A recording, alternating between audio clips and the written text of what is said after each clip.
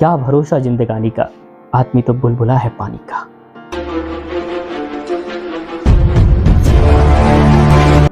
चार दोस्तों की कहानी, लेकिन कहानी बहुत शानदार है। जीवन के बारे में एक अनोखी शिक्षा प्रदान करता हुआ ये चार दोस्तों की कहानी आपको आज जरूर सुननी चाहिए।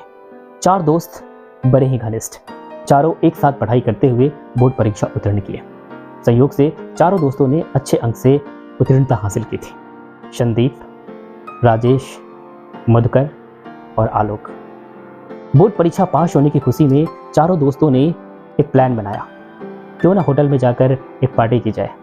वहाँ पे जाएंगे, चाय नाश्ता करेंगे। चारों ने अपनी अपनी साइकिल निकाली और पहुँच गए होटल के पास। चारों ने चाय नाश्ता किया। अचानक आलोक के दिमाग में एक आइडिया आया और आलोक ने उस आइडिया को सभी दोस्तों के सामने शेयर किया।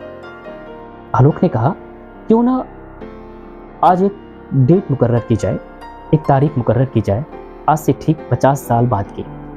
50 साल बाद ये देखना बड़ा दिलचस्प होगा कि कौन कामयाबी के कितने झंडे गाड़ पाया है और कौन जीवन की राहों में कितना कामयाब हो पाया है। 50 साल बाद तिथि 1 अप्रैल, और इस तिथि को हम इसी होटल में फिर से मिलेंगे और तब यह देखना बड़ा दिलचस्प होगा कि इस जीवन की परीक्षा में कौन कितना कामयाब हुआ है। चारों दोस्तों को यह बातें बहुत पसंद आई। चारों दोस्तों ने कहा, डन। तिथि मुकर्रर हो गई 1 अप्रैल। उस होटल का वेटर था कालू। कालू इन चारों की बातों को बड़ी दिलचस्पी के साथ सुन रहा था। कालू ने कहा, सर, अगर मैं रहा तो मैं भी इस प्लान का हिस्सा बनना चाहता हूँ और 50 साल के बाद मैं भी देखना चाहता हूँ कौन किस स्थिति में होगा और मैं भी किस स्थिति में रहूंगा। अगर आप लोग आए तो मुझे एक बार जरूर ढूंढिएगा। क्या था, 50 साल बाद 1 अप्रैल की तिथि मुकर्रर हुई। दिन, समय, वर्ष बीतते गए। इन बदलते समयों में शहर में आमूल-चूल परिवर्तन हुए। अब वह होटल नहीं रहा।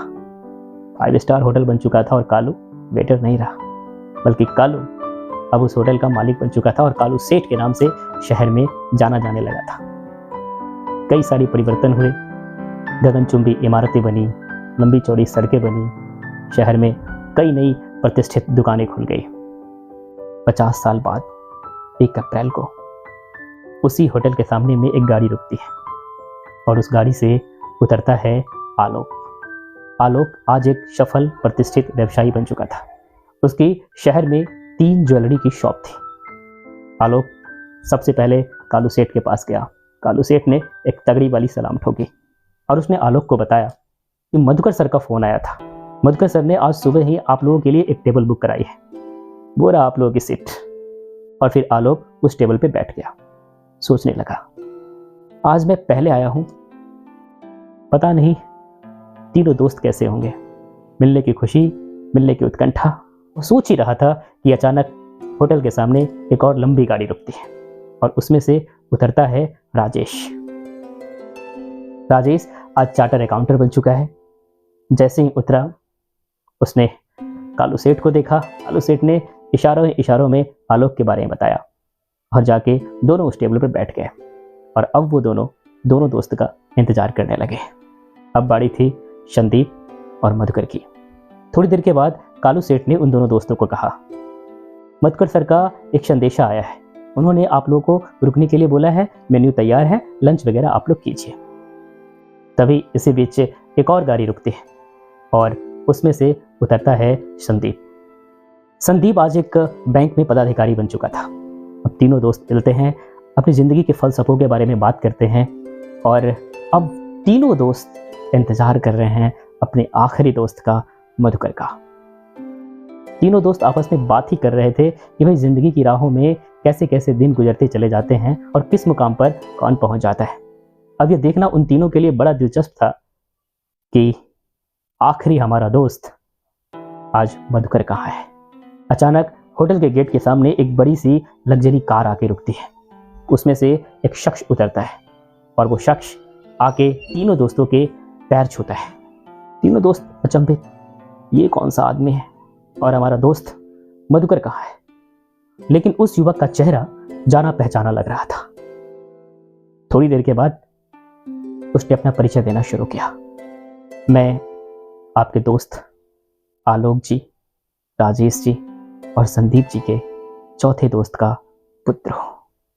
मेरा नाम रवि है। मेरे पिता मधुकर मिश्रा एक आदर्श शिक्षक थे। उन्होंने मुझे पढ़ा लिखा कर इस जिले का कलेक्टर बनाया है।